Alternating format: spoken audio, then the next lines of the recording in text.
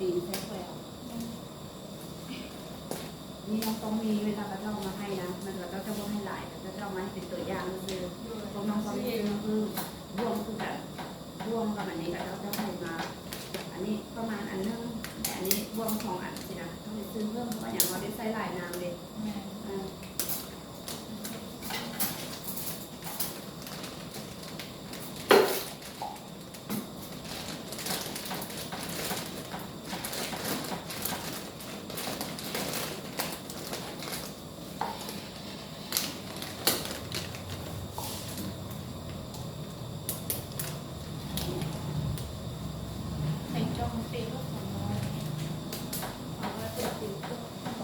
แต่ว่าเวลาใส่น้ำใส่หลับนะมีจอกน้อยตวงน้อยใส่หน่อยนี่เป็นยังไง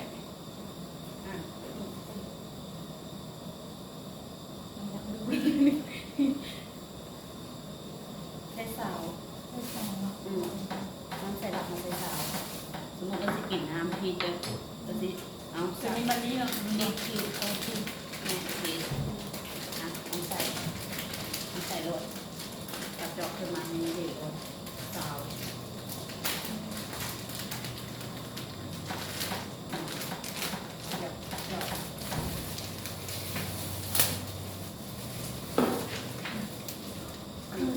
30แล้ว30ถ้าบ่ายหมด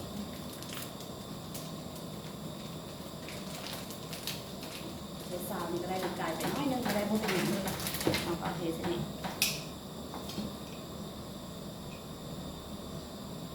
ตัดน้ำดิบใส่ดิบตอนนี้เราลองแม่น้ำดิบกันนี้เลย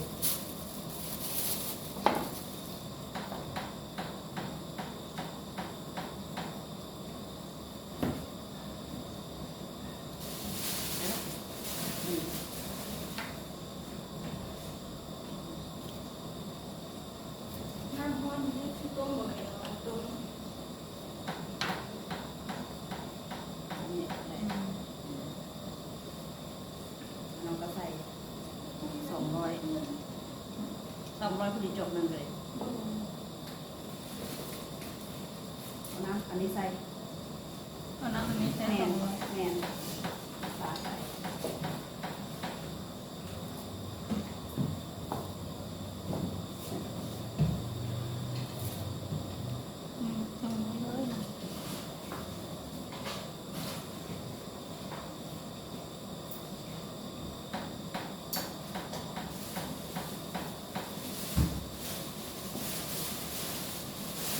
เป็นก่อนแบบนี้เลยเด้อคนว่าคนให้น้ำมันกับน้ำมันเข้ากัน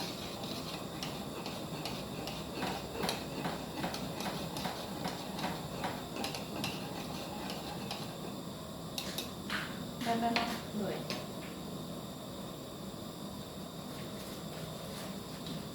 เอาห้องซาพี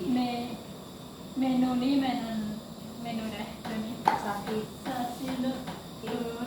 ซาพีซามักพีซาเกียว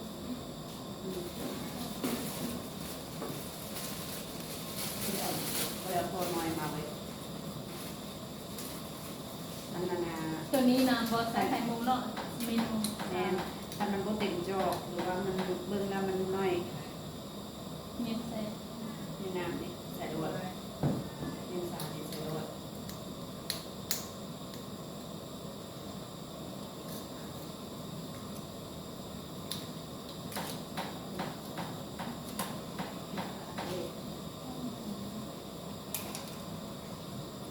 ใส่ฝาสวดเด้อโดยใส่ฝาอันนั้นนะตัวที่มีอันนั้นนะอันนี้ไม่ได้เอาตัวน้อยมาเราจะตัวใหญ่มาลองชิมดู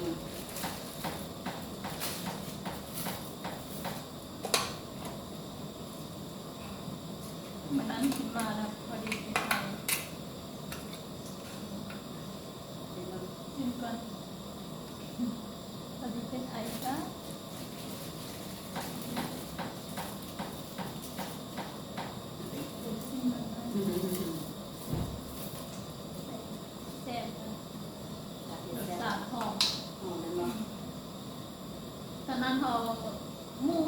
อันที่เราไปเดินมาคุ้มมันนะ บีบมะนาวคือสำหรับเลยแล้วว่าผสมกันไหนแต่ว่าหอมแซ่บ ทราบที่เมนูนี้ แซ่บแซ่บแล้วถามลูกค้าว่ามักส้มบ่สัตว์อันมักส้มหลายบ่นี่องุ่นคือกันองุ่นก็คือกัน คือกันกับ ใส่สาวใส่อันนี้สาวใส่ที่สองสาวองุ่นน้องที่โดนน้องอยู่ไปทุกน้ำคือกันนี่แหละเขามีหัวเบ็ดแล้วนะเขาสามารถแตกออกไปเป็นน้ำนี่ได้ว่าสำหรับพวกเมนู ตัวนี้จะเป็นเมนูซาเทียงุ่นเนาะมันบอกซาองุ่น แทนสาว ซาองุ่น น้องไปซอกซื้อรถ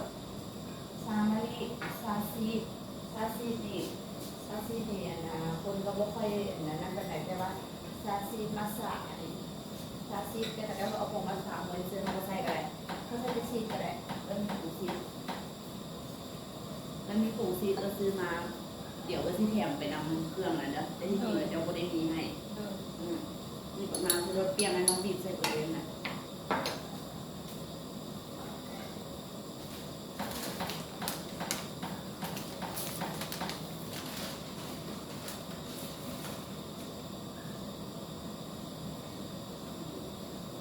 เดี๋ยวใส่หน้าไหนก่อนใส่หน้าไหนก่อนแล้วกันนะอันนี้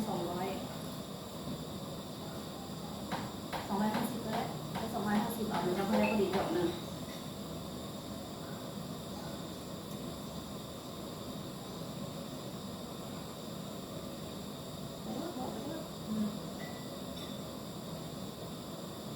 อืม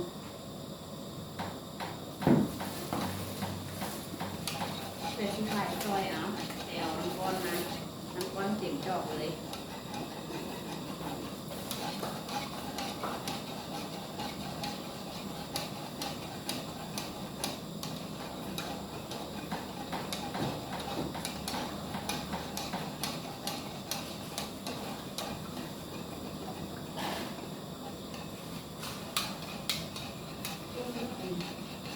เพราะว่าอันนั้นแข็งต้องตกประมาณเกือบชั่วโมงนะมันจะเป็นเสียมีความที่ถึงเสียดายตอนนี้นะเสียดายตอนนี้เลย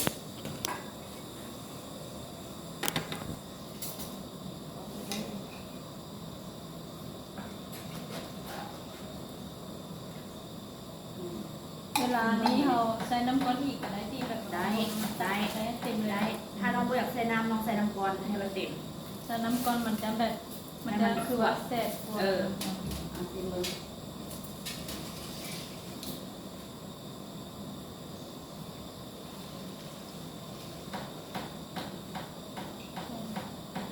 จัดทุกเมนูเลย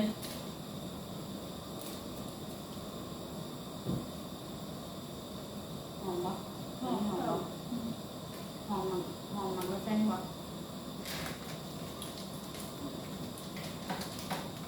หมึกนาวยังอยู่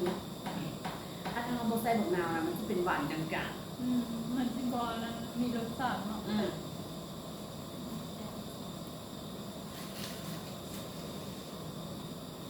อันลูกค้าอันนั้นนะซัมนี่ก็ได้นะซัมนี่ก็หวานอ่ะหวานอะไรมันกระโบนจริง ลงลิ้นที่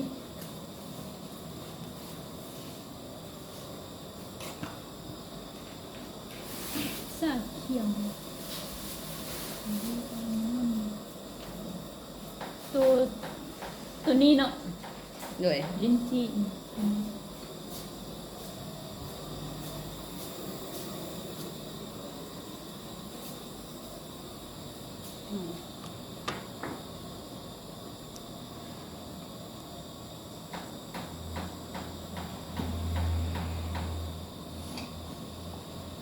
เอาบ้วงควันนะบ้วงควันลงเลยมีบางน้ำใส่ไม่ได้กันนะ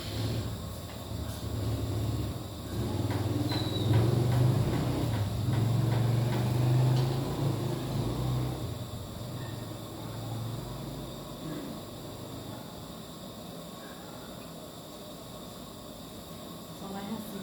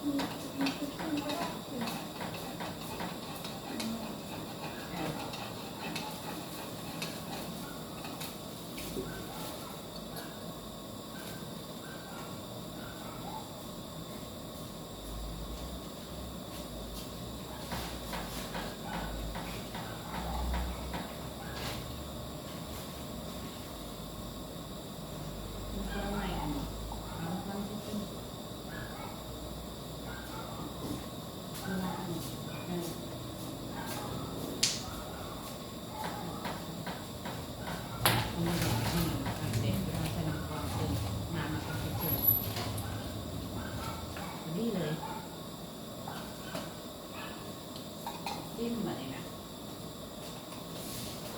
พาดูนะ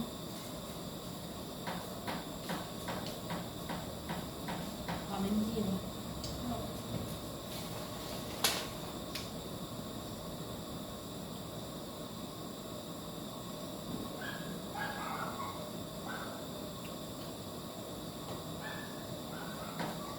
ยังตัวใดอีกยังมะลิตัวนี้บ่เห็นเนาะ มะลิคือกันอันนี้ก็มะลิคือกัน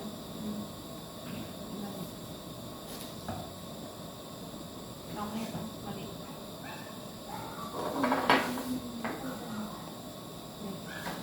ตัวนี้สั่ง มะลินี่เท่าไหร่เดี๋ยวก็จะบ่ใส่ดอกนาวมะลินี่จะบ่ใส่ดอกนาว เอาบ่ใส่เลยเนาะ แทนนั่นเป็นน้ำดอกไม้เด็ สิบหก เป็นน้ำดอกไม้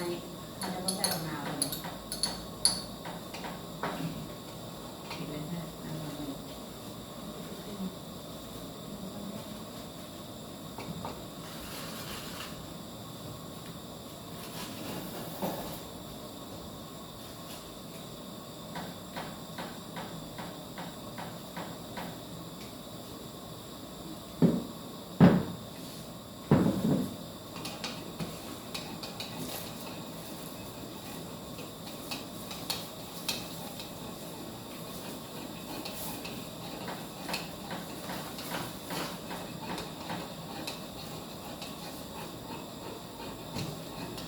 บ้านนี่ทำหูนะ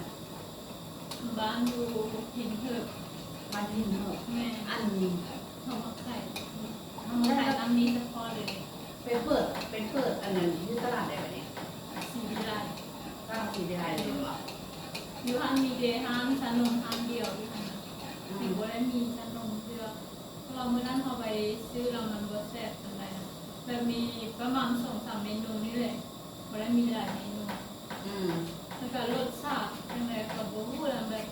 มันบ่ได้เข้มข้นแบบนี้นะมันจังจังเราซื้อสตรอเบอรี่เนาะวันนั้นเราซื้อ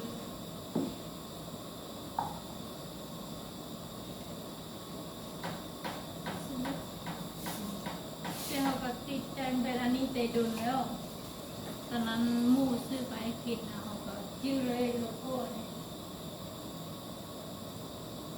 ร้านคิวโลโก้ก็ชอบ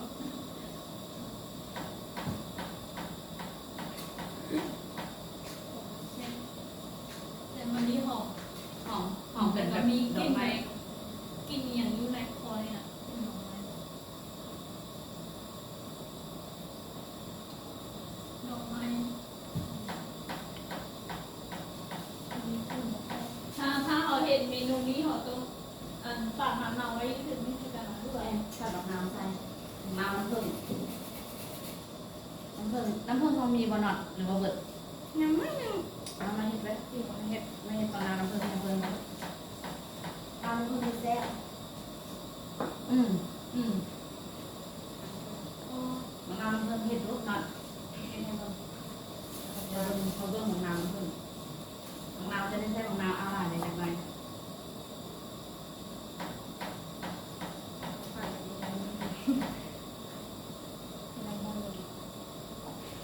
นี่น้ำหอมเอ้ยใช้น้ำมันจะอะไรนี่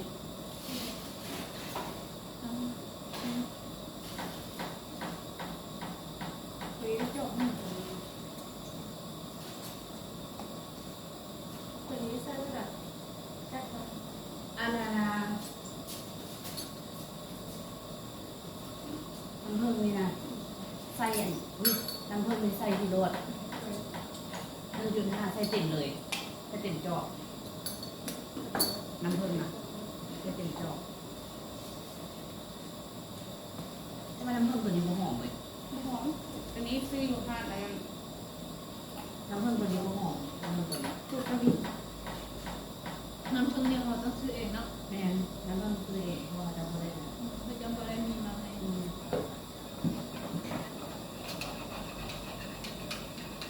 เดี๋ยวน้ำ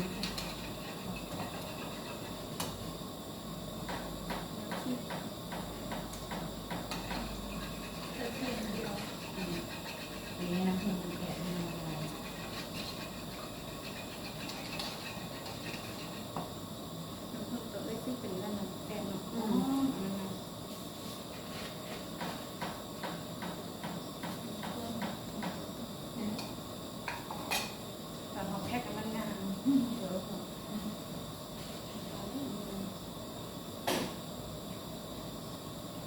น้ำมันพึ่งจะคือใส่บางน้ำจะลืมใส่บางน้ หรือว่าอย่างไรเอาได้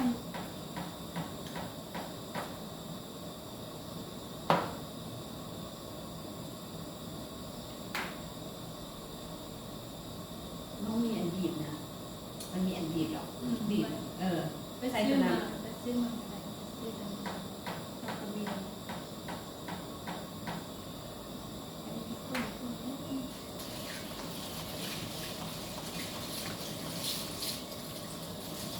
เพราะว่าอันนี้มันเป็นน้ำผึ้งธรรมชาติมันก็ยังมีกลิ่นปานใดเอาไปซื้อตัวมันเป็นทุกอย่างหรือมันเป็นแบบนะมันเป็นแก้วนะแก้วอันที่ว่าที่ห้างทั่วไปนะมันที่มีเป็นน้ำผึ้งแล้วก็ห้องน้ำผึ้งมันตุกนึงประมาณ70,000 80,000นี่แหละตุกเลยนะตัวนั้นมันที่หอมตัวนั้นน่ะ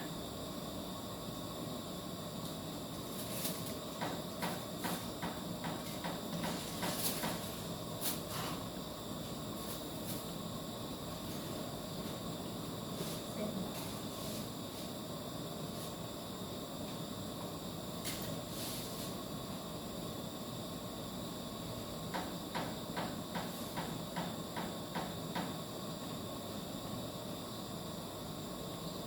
ดูสิ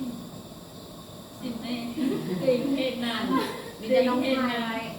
น้ำประเภทนี้เอาของติ่งฟงเดี๋ยวเราสิบอก แล้วปิ้งกุ้งอ่ะ นี่อันนี้ลิ้นจีสตรอเบอรี่องุ่นเอาของติ่งฟงเด้อ โดย อันนี้พวกนี้ของติ่งฟง ขอใช่อันไปซื้อ แล้วก็อันนี้กับอันนี้เอาของลองบีดน้องพายลงไปนี่ เงิน เอายี่ห้อลองบีดนี่ ถ้าเกิดพริกกับอันมะลิอ่ะ มีพายพุ่งไปโรดยี่ห้อนี้ลองบีด โดย ชอบงานอันนี้ ชอบอันนี้ชอบงามนี่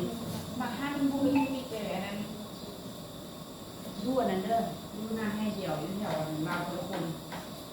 ที่มีทานหนึ่งถ้าน้องมาซื้อบอะไรน้องเข้ามาซื้อนะแล้วดูหาอะไรก็ได้ โดย ที่บอกทาน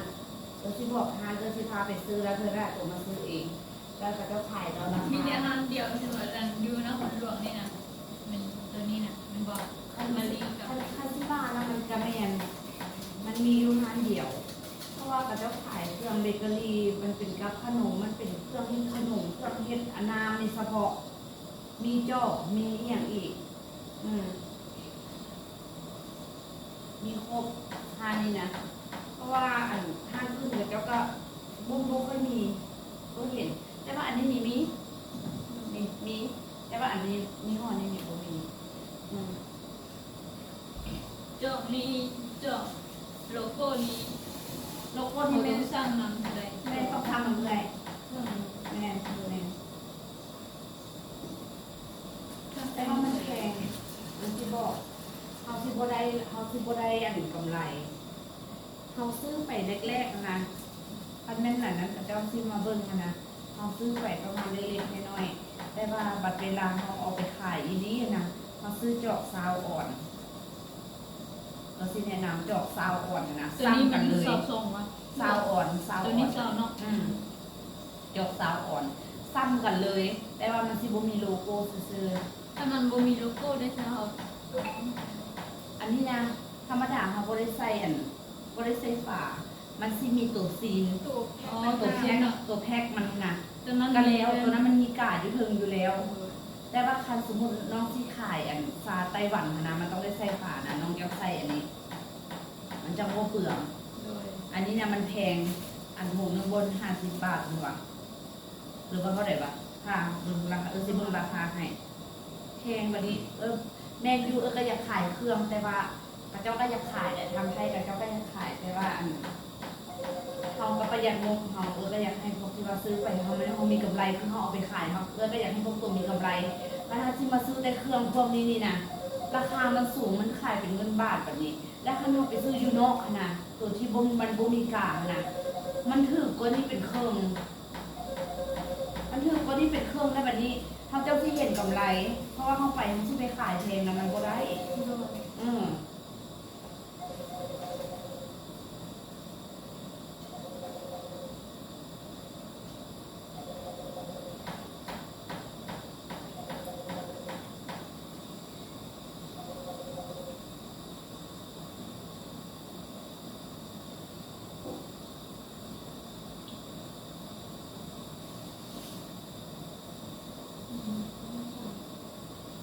ด้อสิส่งสิส่งให้เด้ออันนั้นราคาเครื่องเด้อ อืม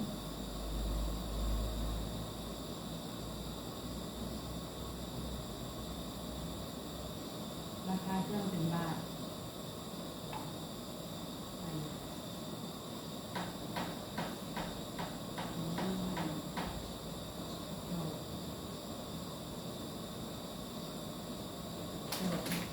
150 บาท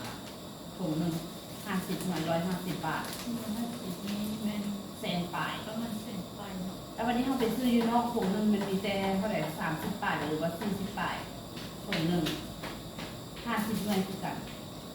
อันนี้เขาเอาไปไว้ขายเป็นเฉพาะงานมันซาไต้หวันก็ได้ หรือว่าเขาก็อยากใส่ก็ได้ เพียงแต่มีฟ้าแล้วก็เขาก็พูดแล้วเนาะ แมน เพียงแต่มีตัวอ่าน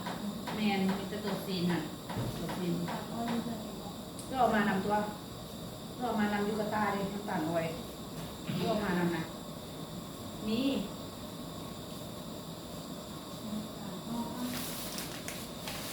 เราใส่มุกนะ